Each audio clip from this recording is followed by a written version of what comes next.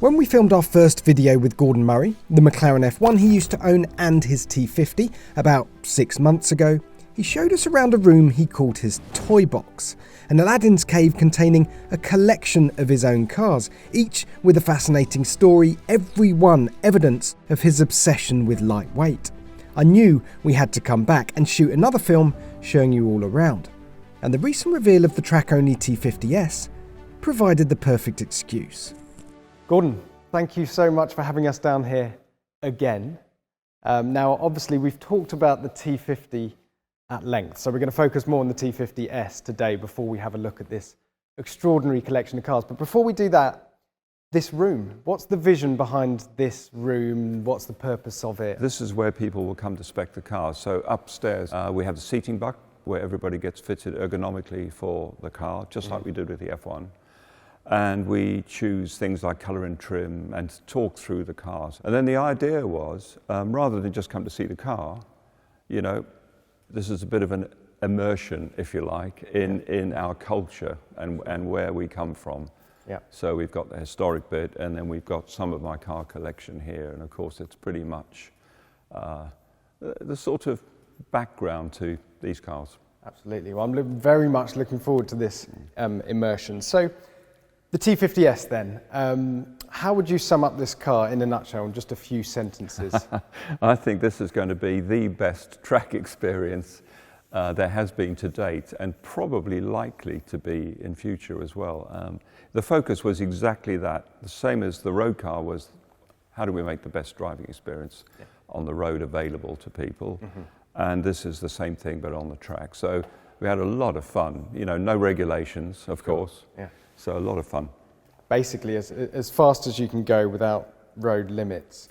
Now, unlike the McLaren F1, the GTR and the LM, which were projects that kind of came after the road car, this is very much a parallel project with the T50, the road legal T50. Yeah, very different, actually, very different, because, you know, it's well known I didn't want to go racing with the F1 because I didn't want to compromise. And you do. I mean, if you're a car designer, and particularly if you're a racing car designer, you would compromise the road cars. So I didn't want to do that with the F1.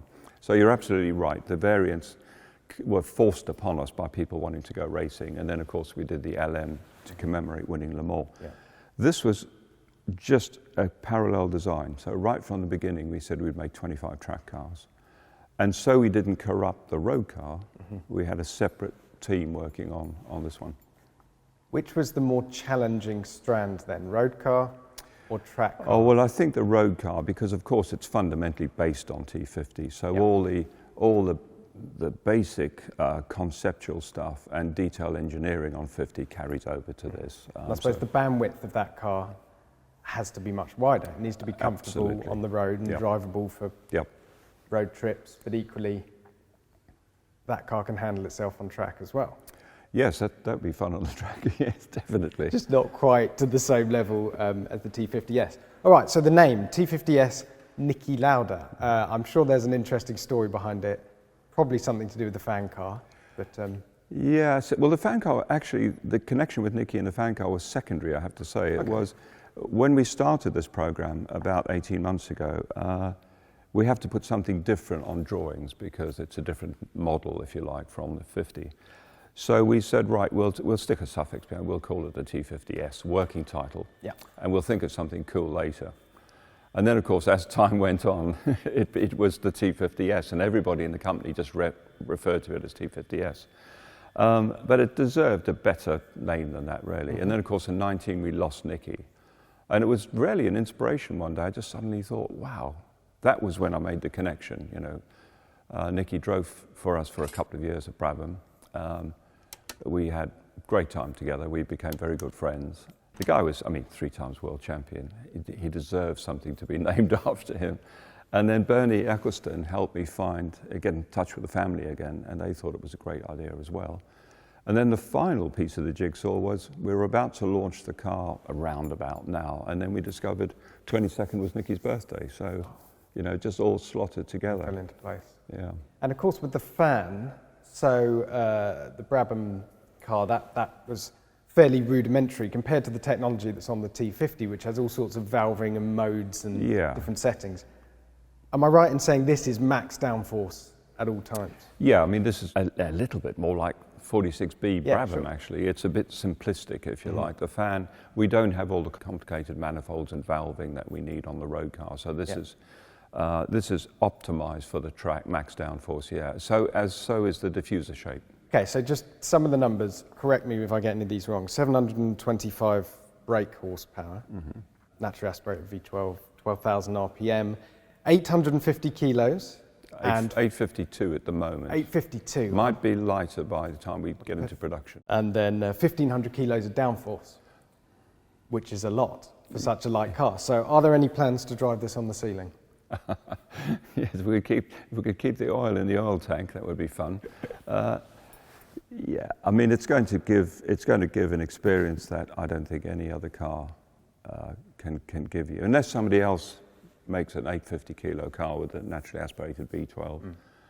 Not so much the downforce actually, but just those two facts, you know, an NA engine with instant response and 850 kilos. What would happen, just play with me here, if you threw this car into the Le Mans grid this year in June, as is, how would it do? Well, it'll do pretty well actually, because the power to weight is slightly better than the Rebellion car that came second at Le Mans last year and was nearly on pole until tried to turn the wick up a bit.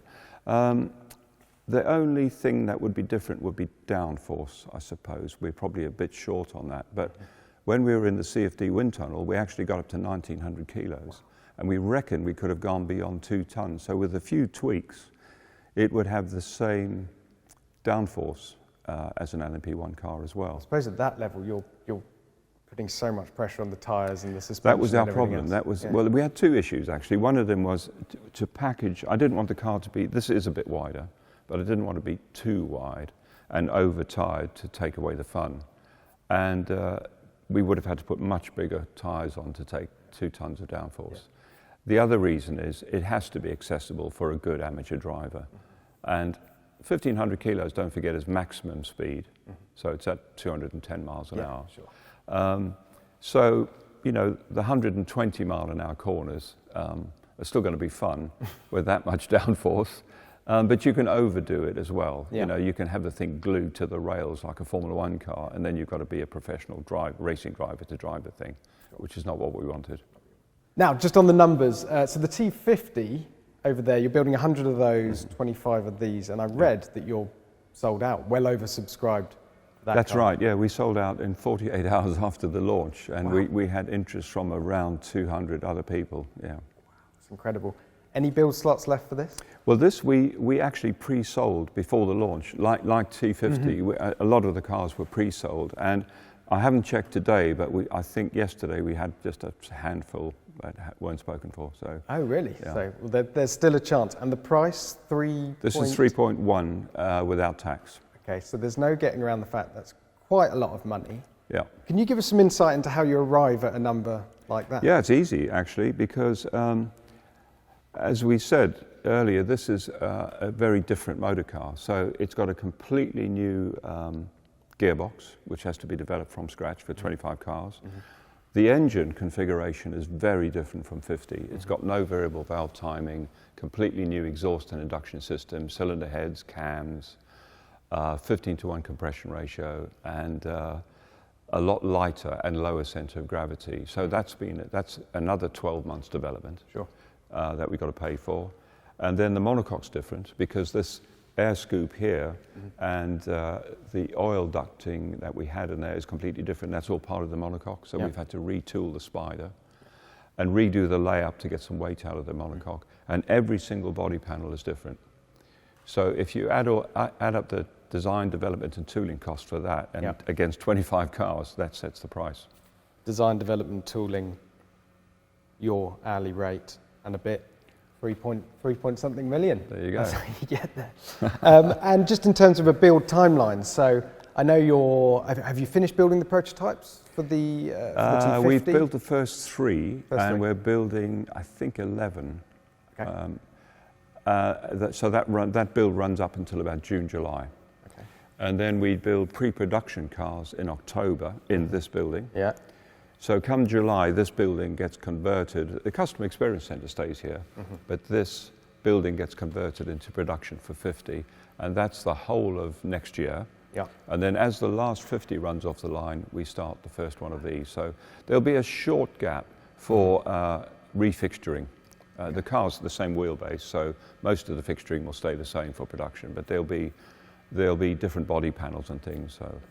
So all being well and COVID restrictions notwithstanding, customer cars coming off the line beginning of next year? Yeah, January. January. Yeah, that's if we can get the testing done with the COVID. That's Yes, our only potential problem, is if we can't travel. So we're hoping that's going to free up. For example, right now we should be cold testing in Scandinavia. Yeah. So as soon as we can travel, we'll be up there. Fantastic. Right. So let's leave these here and let's start having a look at the rest of the toy box, as Sure. I think you call it. And the first thing, but this is just part of your collection, right? Yeah, it's a big part of the collection. At home, I've got quite a few garages. So you told me last time I saw you, you lived in a one-bed house with a 22 garages. 22 garages. I thought you were pulling my leg. No, I'm not. They're not all cars, unfortunately. Some of them are gardening equipment and stuff like that. Yeah. But I think about 14 of them are for classic cars. But just as you said, this sort of immersion for customers into your world, it's just a fantastic journey through your head, really. An obsession with lightweight. What's the heaviest car we got here? Probably the SLR, the Mercedes SLR next door. Yeah. And that's heavy by a huge margin. Yes. You know. That's 1,600 kilos, so that's... Next heaviest after that? Probably T50 at 9. Yeah, probably. T50. Yeah. Yeah. So the rest of them under a ton? Yeah. Yeah. Yeah, I think 3/4 of them are under 800 kilos. Wow. There we go. Well, let's have a look through here, because this is the nostalgia corner, isn't it? Yeah. Yeah, this is... tell us a bit about what we're looking at here. Well, this whole area we've recreated. To speak a little bit about our history, this is going back to my years in South Africa, growing up in South Africa.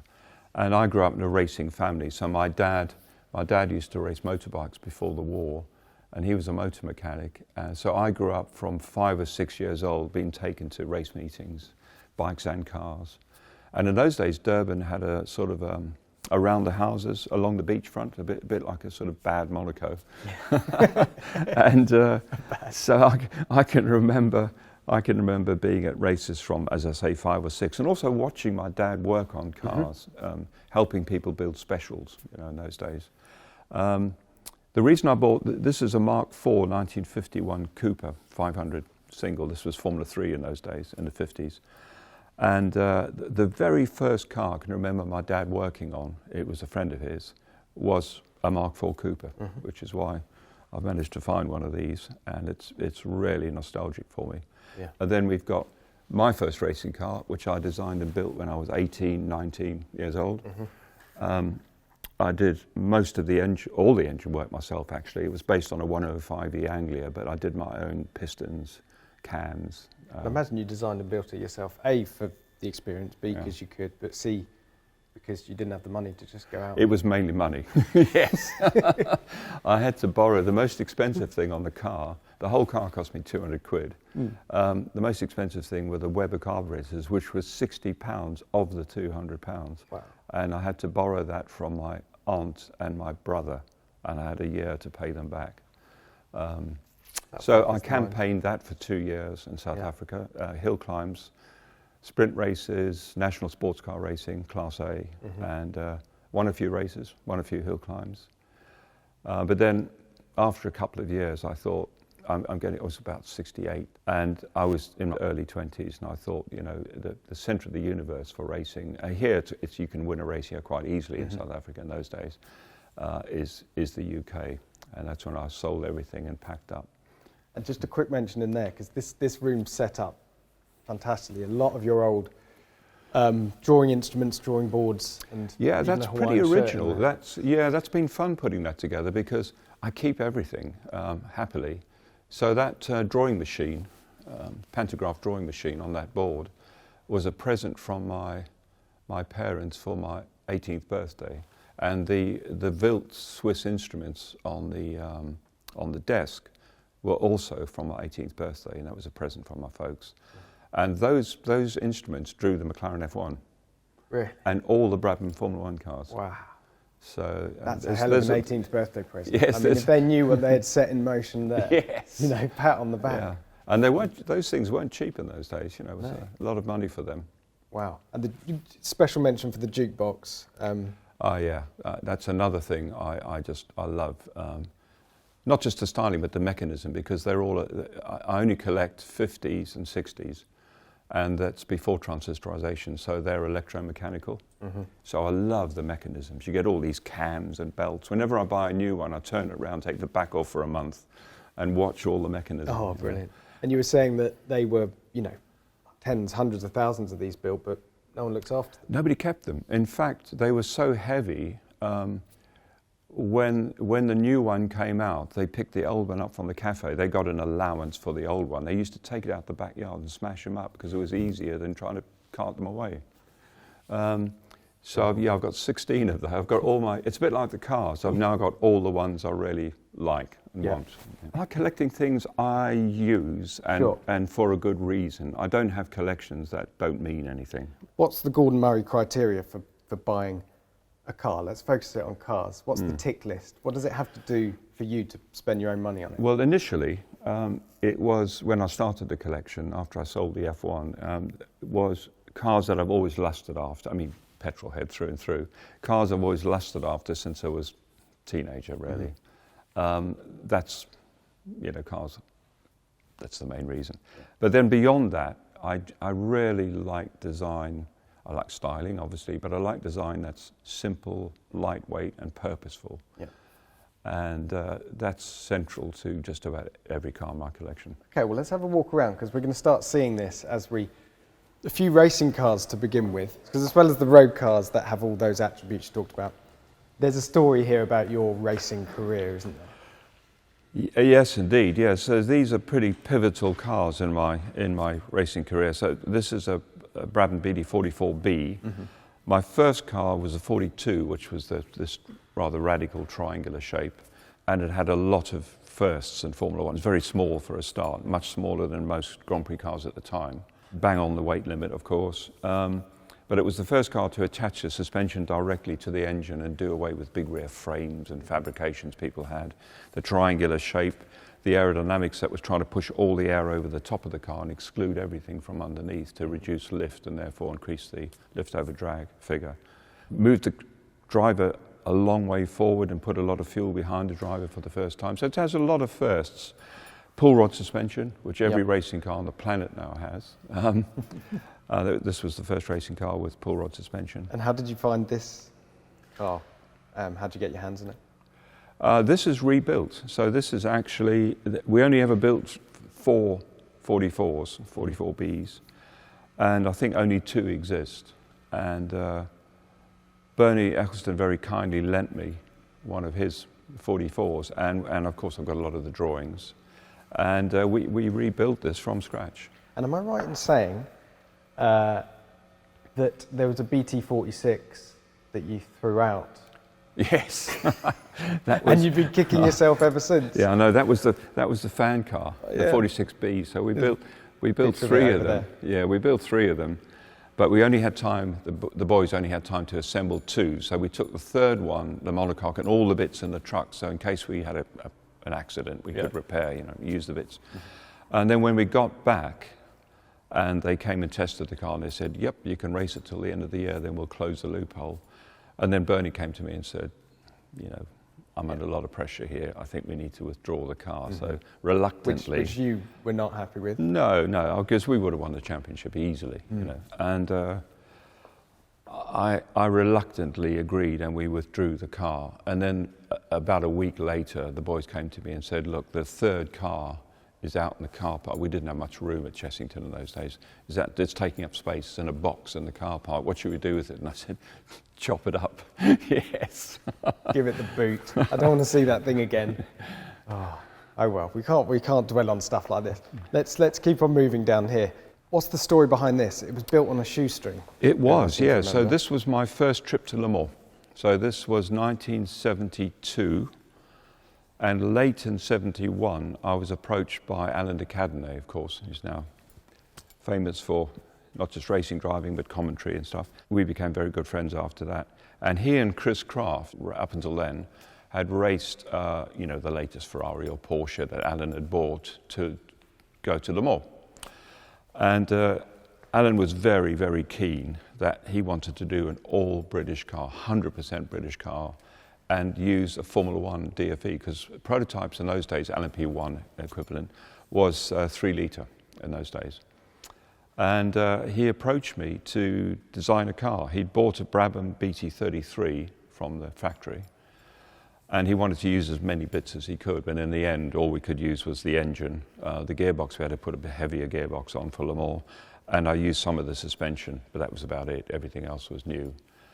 And we only had about 4 months to design and build the car, and he had a budget of 5,000 quid for everything. So my fee was going to be 250 quid to design the car. And in the end, I think Alan paid me £200. He didn't have the 50 quid. But I got a Hewlett-Packard scientific calculator as part of the payment. And I worked, my wife and I were then living in a unheated, rented place in Claygate. Literally no heating, nothing. So we had ice. This was winter I was designing this. So there was ice on the inside of the windows. And I had a little drawing board, tiny little drawing board in the bedroom. And I worked all night because I was at Brabham until about 8 in the evening. I got home and started working on this at 9 until 3 or 4 in the morning. We finished it on budget, 5,000 quid. Chris Craft, who was the other driver, did 15 laps at Silverstone with a bit of setup work. And then they took it to the M4 at midnight and did 200 miles an hour down the M4 to test the stability, put it on the trailer, went to Le Mans.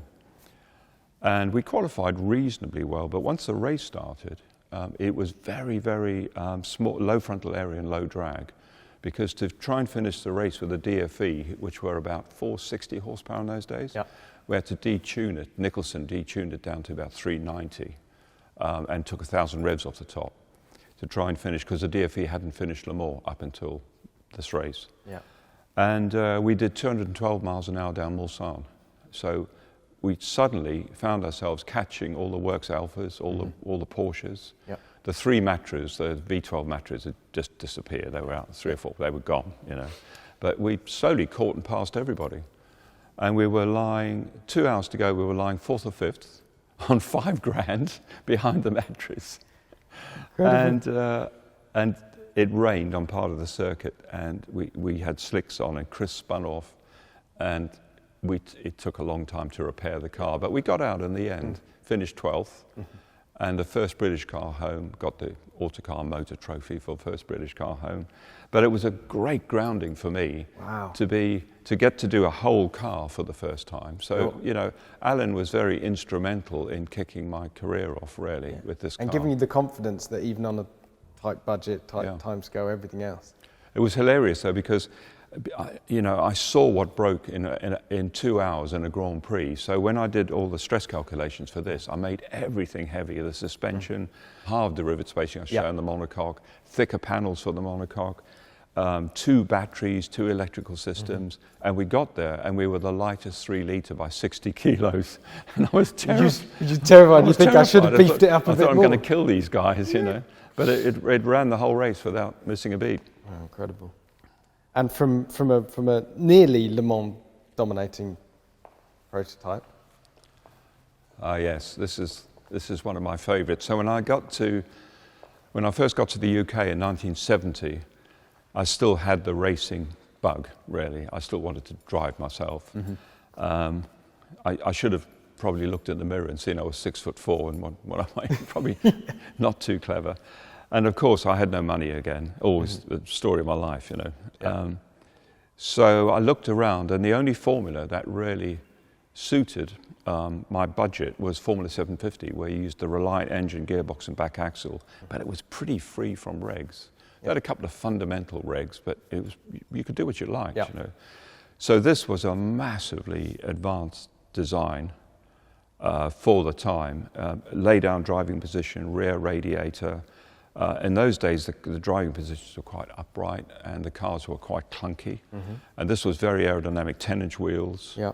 And this was actually the first car to use my pull rod rising rate suspension, which nobody knows because they all point to the Brabham. Yep. But actually, I designed it in '72 for this, and then I just copied it across to the Formula One car. Yep. So this is a very historic motor car. And didn't you circumnavigate the rules quite smartly? Yes, to keep the cost down, they didn't allow monocoques. So you had to use, in the old days, it was 2 Austin 7 chassis rails, but then they changed it to 2 50mm square steel tubes with about a 1.5mm wall thick, quite heavy tubes for your 2 chassis rails, and then you could build up a body. So I've used, the 2 rails are in here, but they're just full of holes. They're like Swiss cheese. So they're just a little angle that sits in the corner of a 20 and 18 gauge monocoque. So this looks like body, but this is actually the monocoque. So it's the beginning of Gordon Murray reading the rule book and probably reading between the lines. I can't wait to get in this and drive it. You know, I've only just been around the car park in it, but it's going to be so much fun. It's only 280 kilos. Yeah. So do you get to drive all of them very often? I imagine there's certain things that aren't before running. Lockdown, absolutely. Yeah. In fact, in summer, I don't use modern cars. In summer, I'm in a classic car every day, or on a motorbike. Okay. Yeah. So you're sort of rotating through them. Yeah. Seeing how you feel. Let's move down here to the Lcc Rocket. Yes. A very interesting road car, this. Only 47 of them made. Yep. What was the brief behind this? Well, this again was Chris Craft. Ever since Chris drove that car, which he loved, the handling of the Duckham's Le Mans car, he wanted to do a road car with me. And he pestered me from '72 for 20 years. He pestered me to do a road car. Yeah. He wanted to do a sort of a Chevron B8 on the road, that sort of car, you know. And I, to be honest, I just didn't want to do another sports car. But when we started talking about something a bit different and lightweight, then I got interested in around 1990. Seems like that word lightweight is what really gets your ear. Well, my hero was Colin Chapman, and the record was still held after all these years for the lightest road legal car by the Lotus 7 or Caterham, which was around 500 kilos, and it got heavier and heavier, but it was around 500 kilos. So I wanted to beat that, basically. And I said by 130 kilos. Yes. So I think job done. Yeah, so I said to Chris, you know, I'll do it, but it's got to be something like this. And I styled all sorts of modern interpretations of the Lotus 7, and you know what? Nobody else has ever been successful. It's such a classic shape that everybody that's tried to outdo the 7 has failed, including Lotus with the Series 4, the square one. Just looking like a pastiche. Just doesn't work. So I thought, right, forget that. I'll go back to a bit of nostalgia and all my favourite racing cars from the 50s and the 60s, and I'll just do a melange of those and do a car like this. But I did warn Chris that to get to that weight, everything would be bespoke. So it wouldn't be like a normal kit car where you carry over suspension and brakes and stuff. So everything on this car is bespoke. The space frame, painted, weighs 21 kilos, for example. You can pick it up on one finger. Pick it up on one finger. Fantastic. And the engine revs to? 11.5. And am I right that when you were talking to Cosworth about the V12 and the T50, you said, right, the Rocket does 11.5, this has to do 12. Yeah, that was because this held the record for the highest revving road car for many years. And I said to Cosworth, we've got to beat that. And they were going, 4 litres, 12,000 revs. But then they've done it. 12.1. Yeah. There we go. And I assume this is sort of part inspiration for the Rockets. Yeah, yes, indeed. But this is much more to do with me growing up, these two cars. So from, as a 4 or 5 year, this is late 40s, but actually these sprint cars stayed the same shape for about 15 years, you know. Beautifully made, handmade aluminium bodies. And growing up as a kid, this shape, in England it was ERAs and things like that, but growing up as a kid, this shape was racing car to me. And I love Americana as well. And the combination of this sort of lovely round tail and these proportions with no front overhang at all, and then the tail hanging out the back. Gorgeous. I just love the whole concept. So I've always wanted one of these. It looks heavier than it is. There's a sort of American heft to it. It's clunky, but the's not much to it. 490 kilos. Yeah. It's got a flathead V8 in it.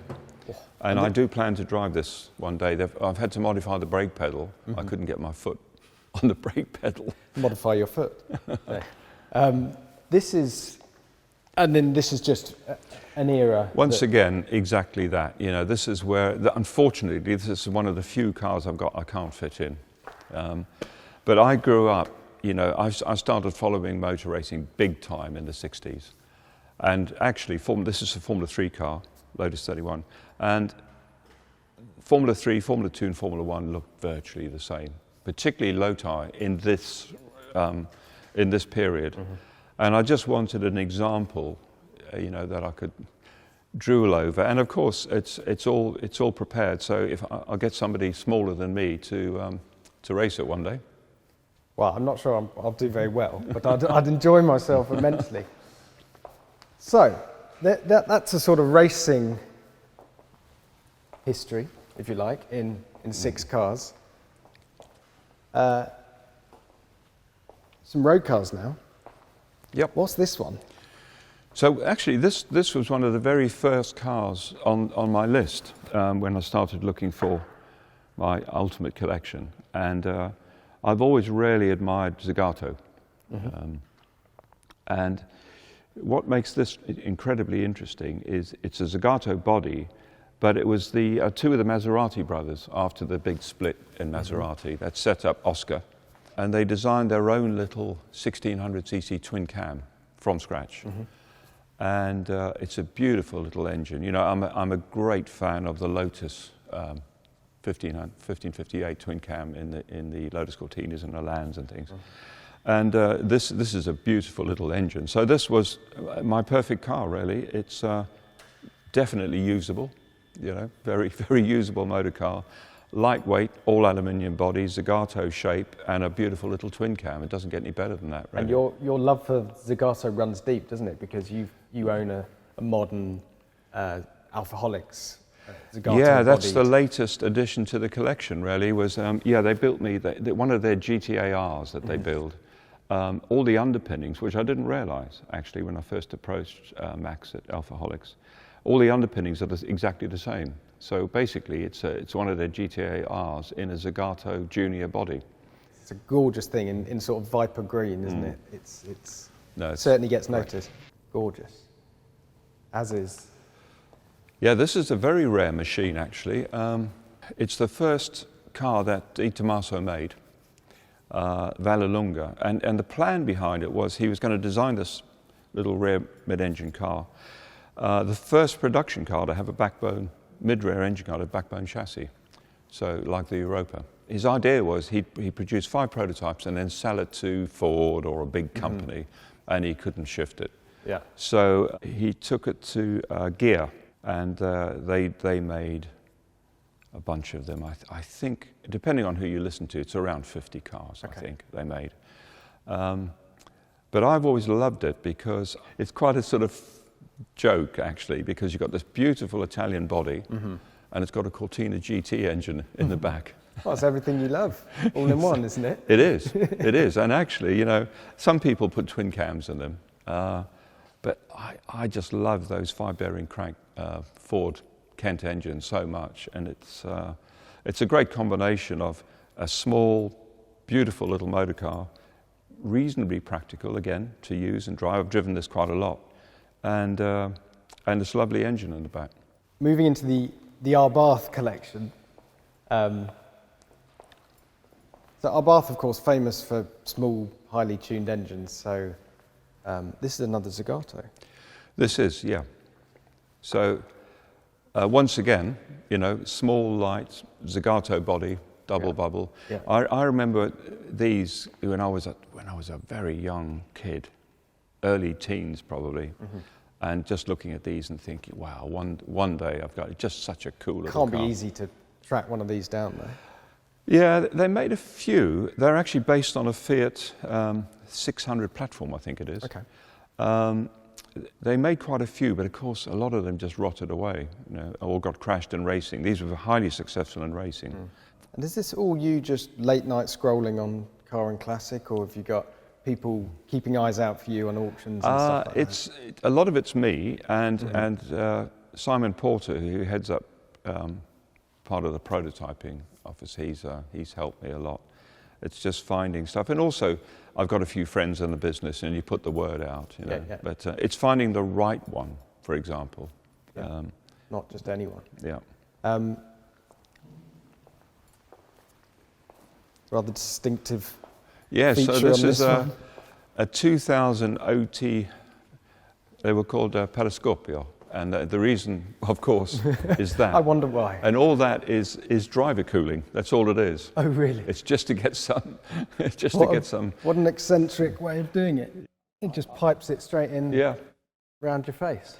I like the Abarth story. Carlo Abarth was a very prolific designer, if you look at what he did, and he did some really highly successful and pretty cars, all lightweight, all very technical, very simple. And this is quite a rare car actually, because most of these were 1300s. He had a 1300 twin cam and a 2-litre twin cam. 90% of them were 1300s, and they won lots of races. But then he put the 2-litre engine in the car.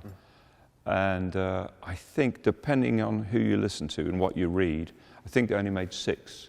And I think there's only 4 left in the world. So this is one of the 4. Okay, don't bash into this with the cameras. There's 4 of those left. And this, I just spotted the gear shifter in here. These Abarths have been a lot of inspiration for 50, funnily enough, because I just love the really simple clear instrumentation, and the tachos, the rev counters, and the little thin gear levers, and everything's there for a reason. This Spider, and this one I can fit in easily. This one I cannot, unfortunately. By the time I had it rebuilt, we were in lockdown again, and I haven't taken it to a circuit yet, but I'm desperate to, because this is very short wheelbase, and the engine hangs out the back, so it's not mid-engine.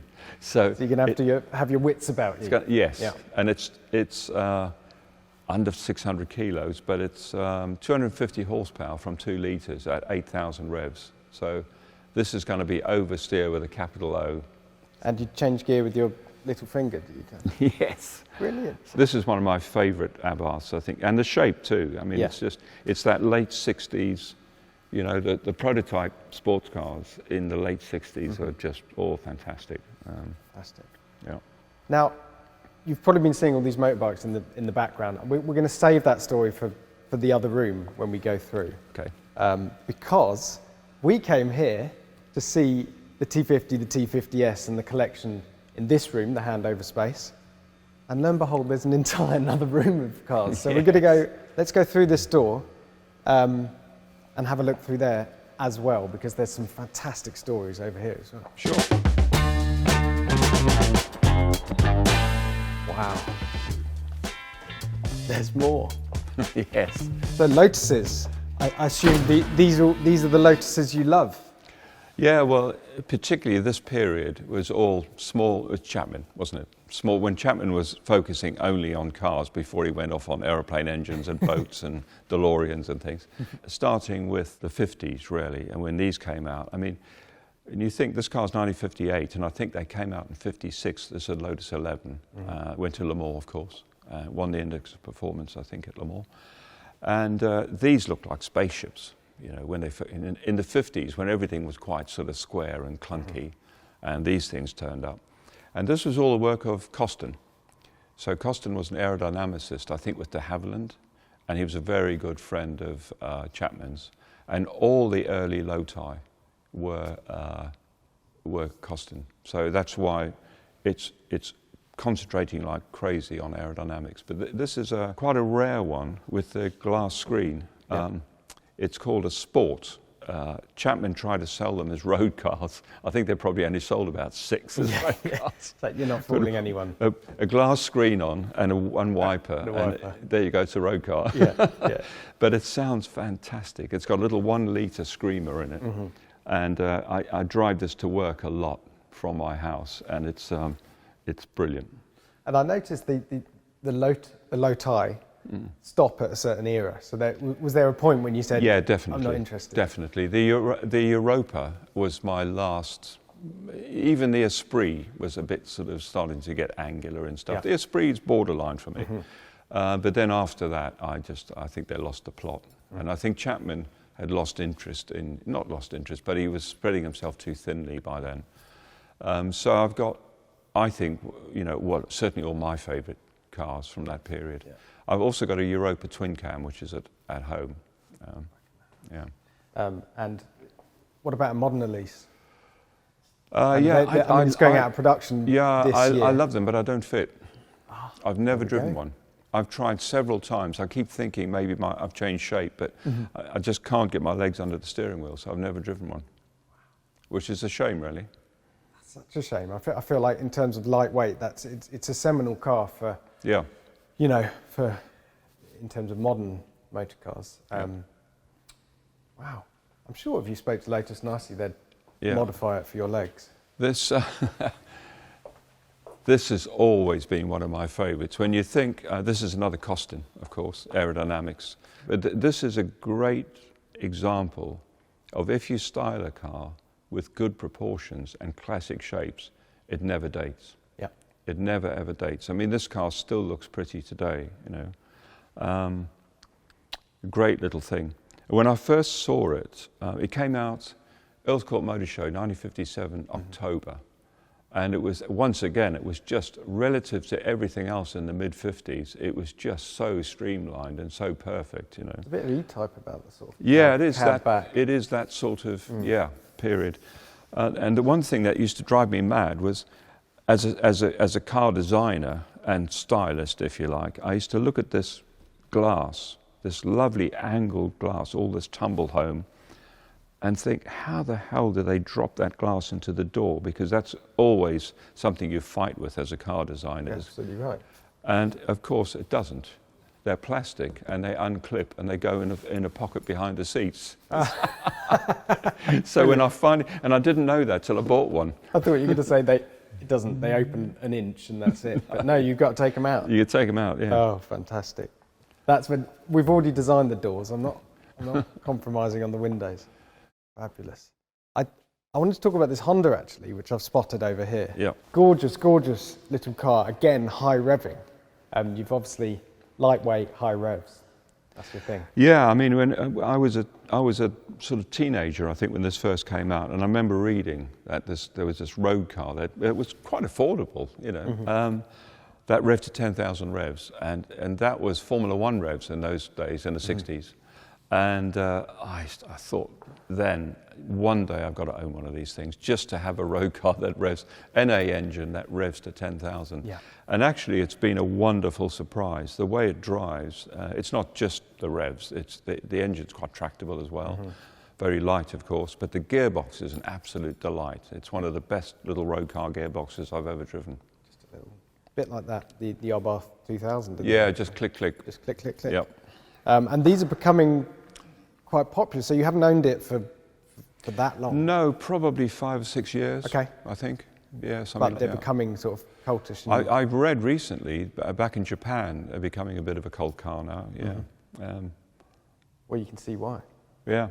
It's fantastic. And speaking of high revs, actually, let's jump over here, because this is going to take some explaining, but this was follow-up to the Rocket.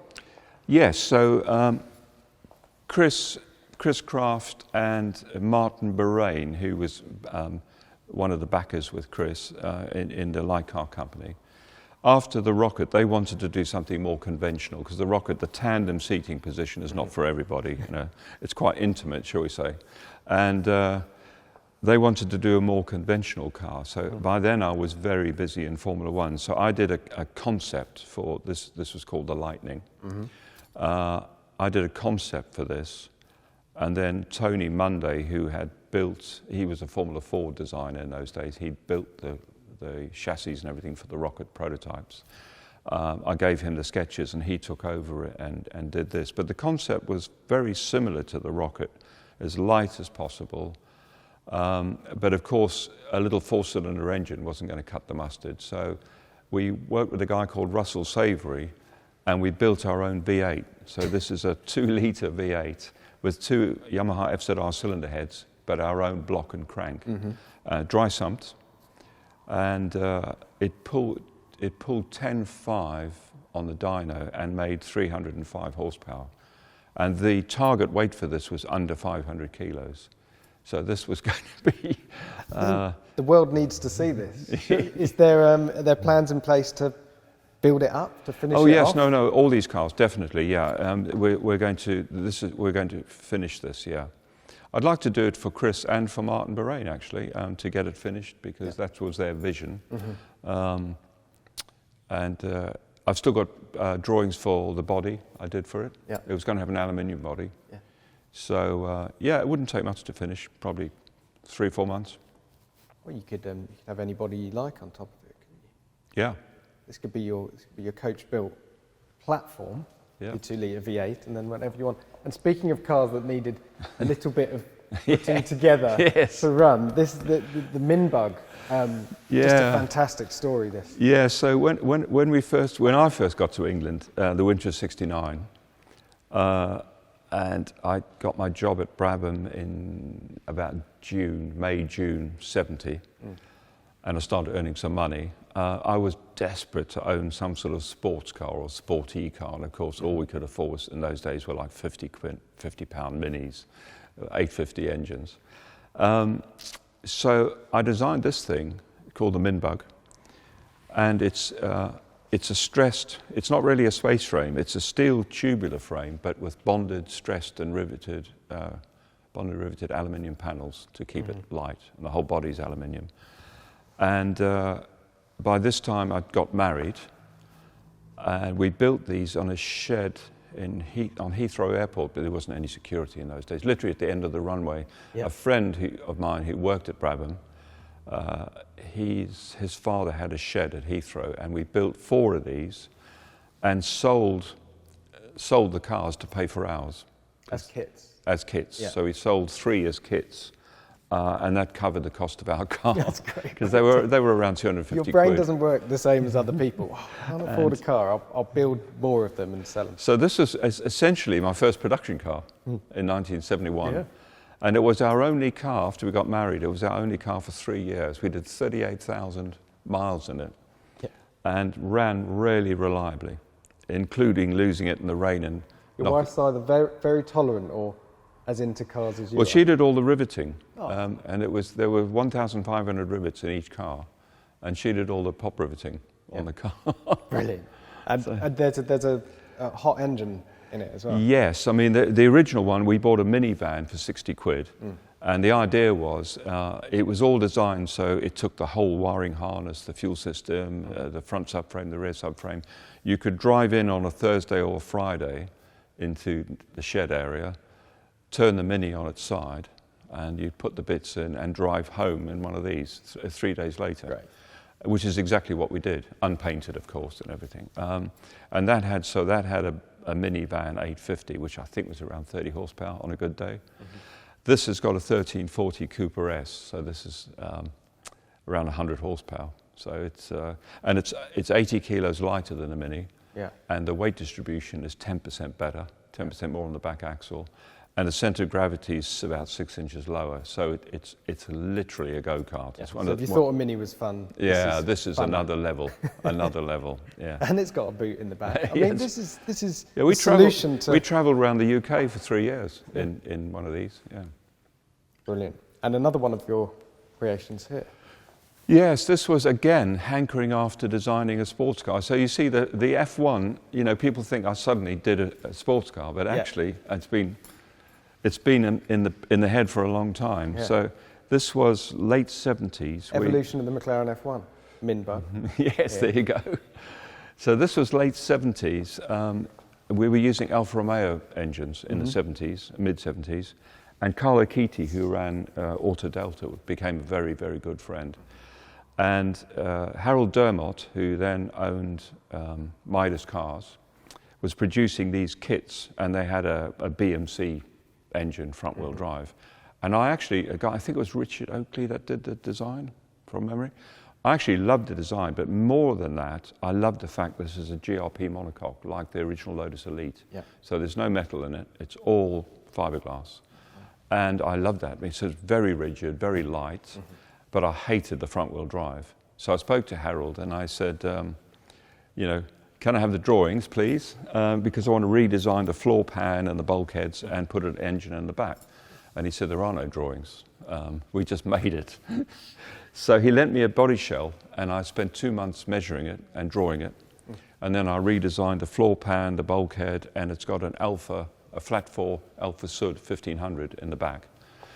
And it just handles beautifully. I mean, I think it looks great. It's still not bad, is it? I mean, it's heavily retro, the square headlights nail it to the sort of 70s and 80s. Yeah. But apart from that, it's a great little design. And it drives. I mean, I can't tell you how well balanced this is. You can drive it on the throttle. It's a good little car. And a one-off.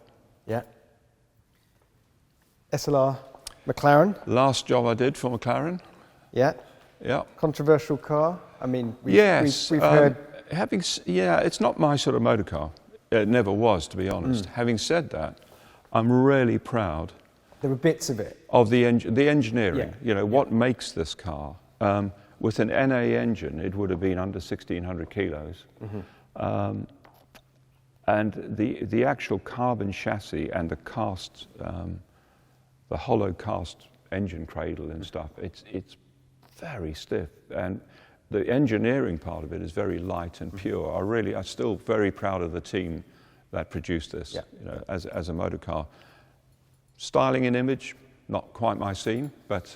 Well, it's interesting because it sticks out like a sore thumb in here. Normally you go and see someone's collection and it's the latest Ferraris and Porsches and Bugattis and McLarens. For you, it's a lot more eclectic than that. It's not your normal car collection. You know, supercars, it seems like they're just not your thing. Yeah. You know, unless F1, T50, you're going for. Yeah, well, this is the only car I've done that I didn't style.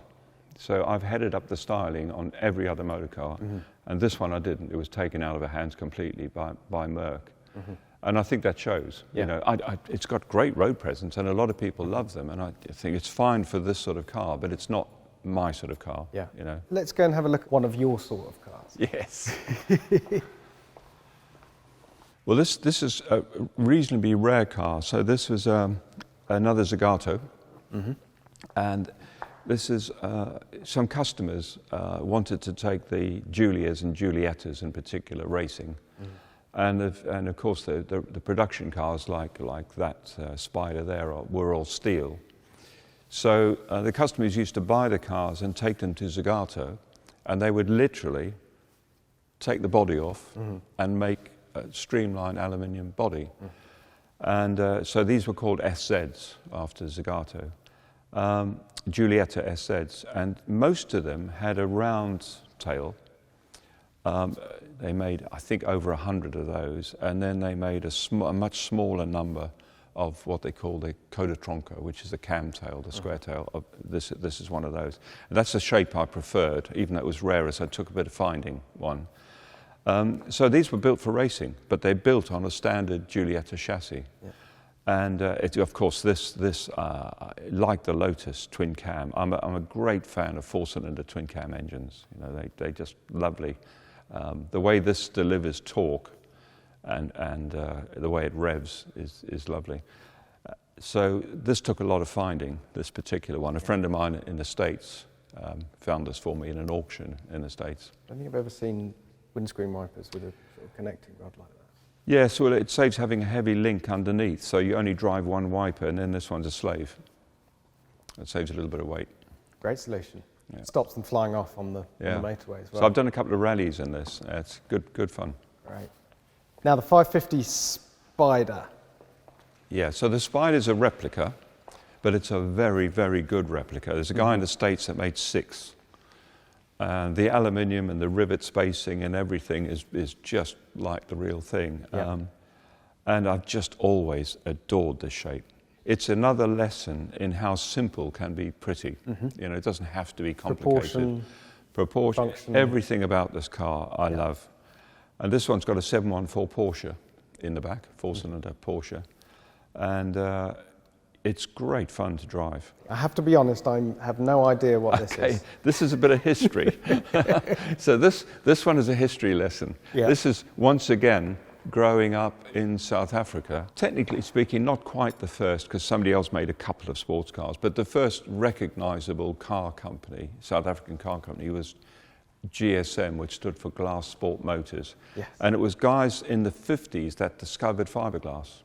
They came over to the UK and learnt all about that and started designing a car called a Dart, a GSM Dart in the UK, but then took it all back to South Africa, where they came from.